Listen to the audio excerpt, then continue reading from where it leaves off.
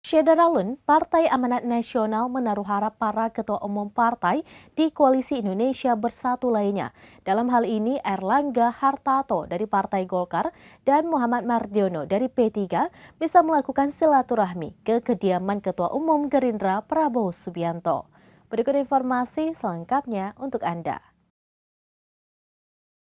Demikian hal itu disampaikan oleh Sekretaris Jenderal atau Sekjen PAN usai pihaknya bertandang ke Rumah Kertanegara atau markas dari Prabowo Subianto pada Sabtu 8 April 2023 kemarin.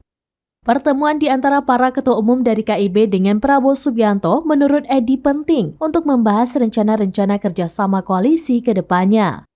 Lebih lanjut, Edi juga memastikan bahwa kedatangan PAN yang dipimpin oleh Zulkifli Hasan ke Rumah Kertanegara juga diketahui oleh KIB.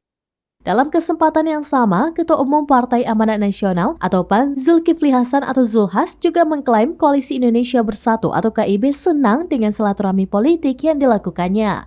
Zulhas mengaku kedatangannya ke kediaman Prabowo sudah dikomunikasikan oleh Ketua Umum Partai Golkar Erlangga Hartarto. Sebab Zulhas mengatakan pertemuan antar pimpinan partai politik atau parpol sangatlah penting. Demikian informasi terkini Syederalun, saksikan terus beragam informasi menarik lainnya di kanal YouTube dan juga Facebook seramines.com.